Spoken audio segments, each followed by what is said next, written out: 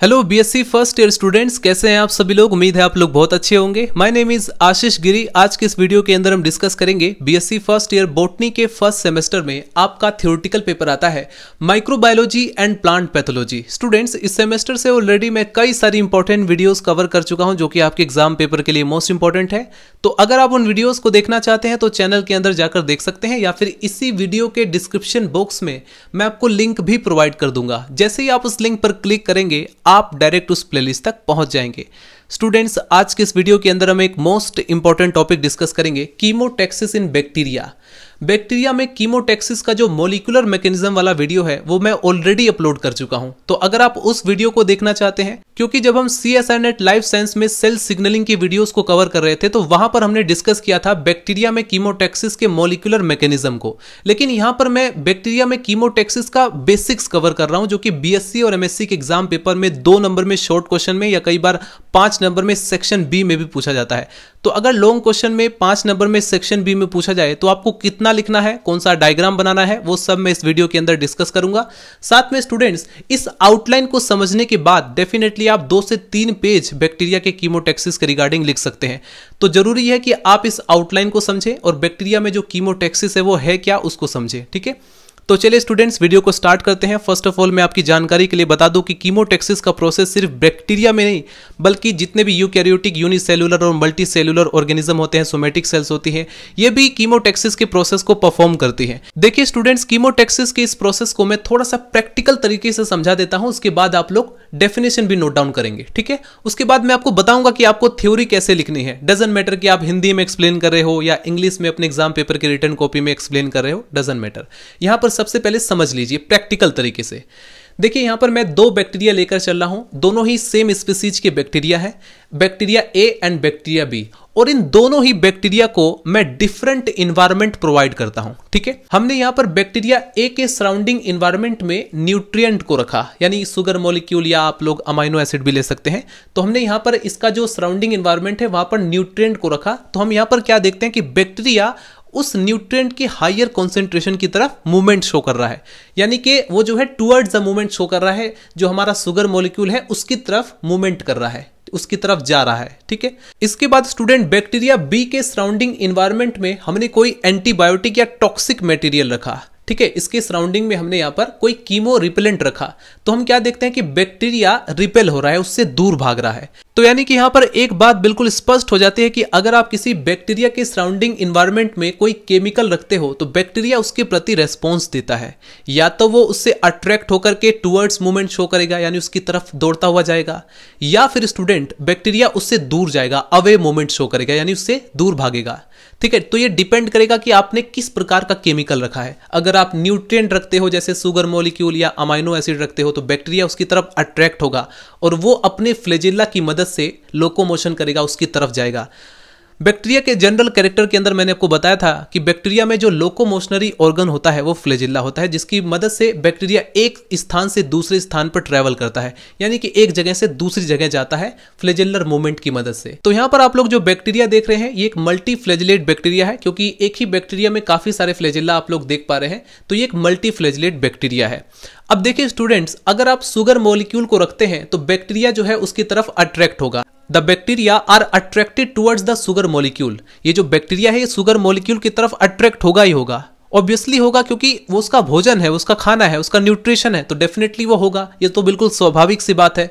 तो ऐसे मॉलिक्यूल जिसकी तरफ बैक्टीरिया अट्रैक्ट होता है उसे हम कीमो अट्रैक्टेंट कह सकते हैं। ठीक है, यानी एक ऐसा केमिकल जिसकी तरफ बैक्टीरिया खुद से चलकर आ रहा है फ्लैजेला की मदद से, तो उस तरह के केमिकल को आप कहोगे कीमो अट्रैक्टेंट। और इस तरह के अट्रैक्शन को आप क्या कहोगे, पॉजिटिव अट्रैक्शन। और इस अट्रैक्शन में बैक्टीरिया जो लोकोमोशन करता है फ्लैजेला की मदद से, इसमें बैक्टीरिया के जो फ्लैजेला होते हैं प्रत्येक फ्लैजेला जो है वो काउंटर क्लॉकवाइज मूवमेंट शो करता है। काउंटर क्लॉकवाइज मूवमेंट क्या है, आपके घरों में घड़ी होगी तो घड़ी की सुई किस तरफ से चलती है, आप देखते हैं ऐसे चलती है, टिक टिक टिक टिक करके ऐसे इस तरीके से चलती है, ठीक है, इसे आप बोलते हो क्लॉकवाइज मूवमेंट। लेकिन सपोज करो घड़ी की सुई उल्टा चलने लगे, इस तरीके से चलने लगे, तो इसे आप कहोगे एंटी क्लॉकवाइज या काउंटर क्लॉकवाइज। तो जो फ्लैजिल्ला है वो काउंटर क्लॉकवाइज मूवमेंट शो करते हैं, यानी कि घड़ी की जो सुई होती है उसके विपरीत दिशा में जो है ये मूवमेंट करता है। तो इस तरह का मूवमेंट कहलाता है काउंटर क्लॉकवाइज मूवमेंट, ठीक है।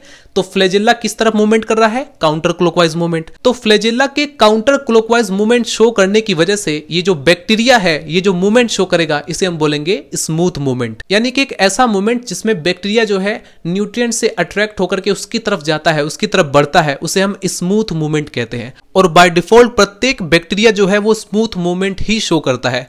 जनरली बैक्टीरिया जो है एक जगह से दूसरी जगह ट्रैवल करने के लिए स्मूथ मूवमेंट ही शो करते हैं, ठीक है। और ध्यान रखना स्टूडेंट कि जब कोई मूवमेंट होता है, आप भी अगर एक जगह से दूसरी जगह चलते हैं, दौड़ते हैं, तो उसके लिए एनर्जी की आवश्यकता होती है। तो बैक्टीरिया जब मूवमेंट करता है तो उसके लिए भी तो एनर्जी की आवश्यकता होगी। तो उसके लिए एनर्जी कहां से आती है? तो प्रोटोन मोटिव फोर्स से एनर्जी जो है आती है। और इस मूवमेंट में ध्यान रखना स्टूडेंट की जो प्रोटोन होता है, H+ आयंस जो होते हैं, वो पेरीप्लाज्मिक स्पेस से साइटोसोल की तरफ मूव करते हैं, ठीक है। ये थोड़ा एडिशनल इंफॉर्मेशन हो गया। अगर आप लोग इतना भी इंफॉर्मेशन कलेक्ट कर लेते हो तो वो काफी रहता है, ये थोड़ा एडिशनल इंफॉर्मेशन है, ठीक है। इसके बाद स्टूडेंट हम आते हैं बैक्टीरिया बी पर। बैक्टीरिया बी को हमने एक टॉक्सिक मटेरियल वाला इन्वायरमेंट प्रोवाइड किया था, एंटीबायोटिक इन्वायरमेंट। तो ऐसे में क्या होगा? बैक्टीरिया अपनी जान बचाकर भागेगा भाई वहां से। तो इस तरह में बैक्टीरिया जो है रन्स अवे फ्रॉम रिपेलेंट, क्योंकि वो जो केमिकल होगा उससे वो रिपेल होकर के उससे दूर भाग रहा है। तो इस तरह का केमिकल क्या कहलाएगा? Chemo repellent. एक ऐसा केमिकल जिससे कि बैक्टीरिया दूर भाग रहा है, उसकी हायर कॉन्सेंट्रेशन से अपने आप को बचा करके लोअर कॉन्सेंट्रेशन की तरफ भाग रहा है। तो इस प्रकार का केमिकल जिससे कि बैक्टीरिया जो है दूर भाग रहा है, तो उसे आप क्या कहोगे? कीमो रिपेलेंट, क्योंकि बैक्टीरिया उससे रिपेल हो रहा है, अपनी जान बचा करके उससे दूर भाग रहा है, उसकी हायर कॉन्सेंट्रेशन से लोअर कॉन्सेंट्रेशन की तरफ भाग रहा है, राइट।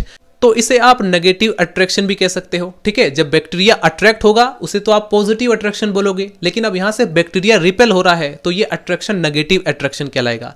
और इस तरह के मूवमेंट में ध्यान रखना स्टूडेंट, जो फ्लैजिल्ला का रोटेशन होता है वो क्लॉकवाइज होता है, यानी कि घड़ी की सुई के अनुसार जो है फ्लैजिल्ला मूवमेंट करता है, इस तरीके से मूवमेंट करता है, राइट। तो इसे आप क्लॉकवाइज मूवमेंट कहोगे। और फ्लैजिल्ला के क्लॉकवाइज मूवमेंट करने की वजह से बैक्टीरिया की जो कंप्लीट सेल है, जो कंप्लीट बॉडी है, वो जो है टम्बलिंग मूवमेंट शो करती है। और टम्बलिंग मूवमेंट ध्यान रखना कि सिर्फ और सिर्फ डायरेक्शन को चेंज करने के लिए होता है, ठीक है। अगर टम्बलिंग मूवमेंट बहुत ही कम सेकंड के लिए होता है, क्योंकि अगर ये होता रहेगा तो बैक्टीरिया एक ही जगह पर, एक ही एक्सिस पर ऐसे घूमता रहेगा।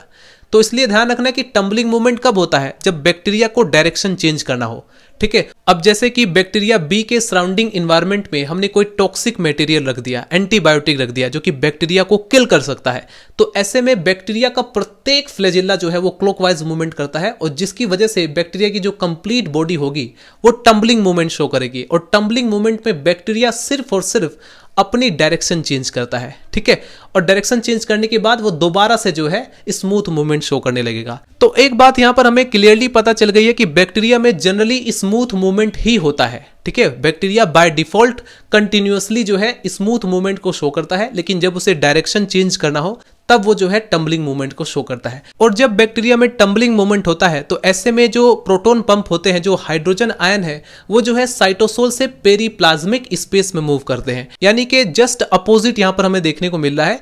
जब स्मूथ मूवमेंट होता है तो उस समय जो हाइड्रोजन आयन है वो पेरीप्लाज्मिक स्पेस से साइटोसोल में मूव करते हैं, लेकिन जब टम्बलिंग मूवमेंट बैक्टीरिया शो करता है तो वहां पर साइटोसोल से जो H+ आयन है वो पेरीप्लाज्मिक स्पेस के अंदर मूव करते हैं, ठीक है। तो फाइनली स्टूडेंट्स यहां पर हमने देखा बैक्टीरिया में कीमोटैक्सिस, जिसमें हमने जाना कि बैक्टीरिया जो है वो केमिकल के अकॉर्डिंग, अगर उसके सराउंडिंग में कोई केमिकल रख दिया जाए, डजंट मैटर कि आपने कोई न्यूट्रिएंट रखा है, यानी कि कीमो अट्रैक्टेंट रखा या कीमो रिपेलेंट रखा, बैक्टीरिया मूवमेंट शो करेगा, या तो उससे दूर भागेगा या उसके पास जाएगा, ठीक है। तो ऐसे में वो जो मूवमेंट होगा वो डायरेक्शनल मूवमेंट होगा। डायरेक्शनल मैं क्यों कह रहा हूं?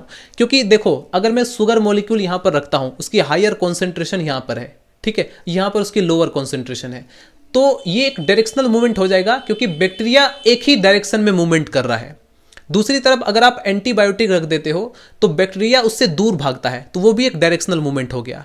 ठीक है। तो अब आपके दिमाग में क्वेश्चन ये आ रहा होगा कि सर क्या बैक्टीरिया नॉन डायरेक्शनल मूवमेंट भी शो करता है? जी हां, बैक्टीरिया नॉन डायरेक्शनल मूवमेंट भी शो करता है काइनेसिस के अंदर। वो थोड़ा एक रैंडम मूवमेंट होता है जिसमें बैक्टीरिया किसी भी डायरेक्शन में मूवमेंट करता है, इधर जाएगा, इधर जाएगा, इधर जाएगा, कोई स्पेसिफिक डायरेक्शन नहीं होता है कि मुझे इधर ही जाना है। ठीक है, तो कीमोटैक्सिस में बैक्टीरिया जो है एक डायरेक्शनल मूवमेंट शो करता है, इतनी बात हमें क्लियरली पता चल चुकी है। और इसमें हम देखते हैं कि अगर आप कोई कीमो अट्रैक्टेंट रखते हो तो बैक्टीरिया उसकी तरफ मूवमेंट करेगा, अगर आप कोई कीमो रिपेलेंट मॉलिक्यूल रखते हो तो बैक्टीरिया उससे दूर भागता है। ठीक है, तो इसके बारे में लिखेंगे फटाफट स्टूडेंट्स। कीमोटैक्सिस क्या है? Chemotaxis is the movement of bacteria towards chemical attraction and away from chemical repellents.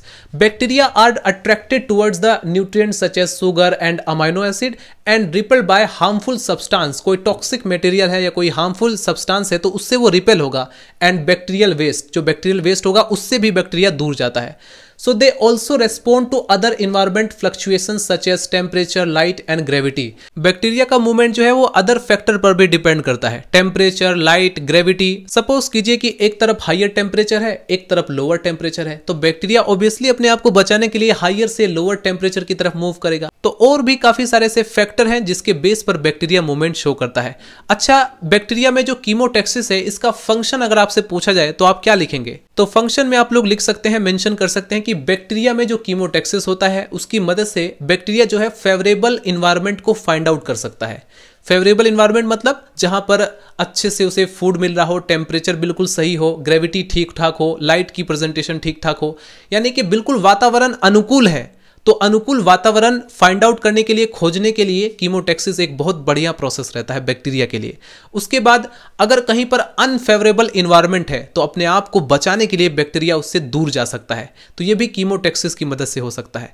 Bacteria में जो मेटाबोलाइट्स के एक्सचेंज होता है दो सेल्स के अंदर, यानी कि काफी सारे बैक्टीरियल सेल्स हैं, उनके बीच जो मेटाबोलाइट्स के एक्सचेंज होते हैं, तो ये भी बैक्टीरियल कीमोटैक्सिस की मदद से होता है। अगर बैक्टीरिया को भूख लगी है, उसे खाना चाहिए, तो वो जो है फूड को भी फाइंड आउट कर सकता है। यानी कि अगर मान लीजिए कि बैक्टीरिया के जो न्यूट्रिएंट्स होते हैं, एक तरफ आप लोग हायर कॉन्सेंट्रेशन रख दीजिए, यानी कि ज्यादा मॉलिक्यूल आप लोग शुगर के रख दीजिए, एक तरफ आप लोग न्यूट्रिएंट्स के लोअर कॉन्सेंट्रेशन को रख दीजिए और बैक्टीरिया को रख दीजिए बीच में। तो बैक्टीरिया लोअर कॉन्सेंट्रेशन से हायर कॉन्सेंट्रेशन की तरफ मूव करेगा, यानी कि जहां पर ज्यादा खाना होगा वहीं पर बैक्टीरिया मूव करेगा। तो इस तरीके से हम कह सकते हैं कि कीमोटैक्सिस की हेल्प से बैक्टीरिया फूड भी फाइंड आउट करता है। तो स्टूडेंट्स, आज के इस वीडियो के अंदर हमने डिस्कस किया बैक्टीरिया में कीमोटैक्सिस के बारे में। अगर आपका कोई डाउट हो आप लोग कमेंट सेक्शन में मेंशन कर सकते हैं। अगर आपको इसका मॉलिक्यूलर मैकेनिज्म देखना है, अगर आप एमएससी के स्टूडेंट हैं और आपके एग्जाम पेपर में इसके मॉलिक्यूलर मैकेनिज्म को पूछा जा रहा है, या फिर आप लोग CSIR-NET लाइफ साइंस की प्रिपरेशन कर रहे हैं और मॉलिक्यूलर मैकेनिज्म को फाइंड आउट कर रहे हैं, तो उसके ऊपर मैं डिटेल में वीडियो बना चुका हूं, उस वीडियो को भी देख सकते हैं। इसी वीडियो के डिस्क्रिप्शन बॉक्स में मैं आपको लिंक प्रोवाइड कर दूंगा। मिलते हैं स्टूडेंट नेक्स्ट वीडियो में। Bye bye, Tata.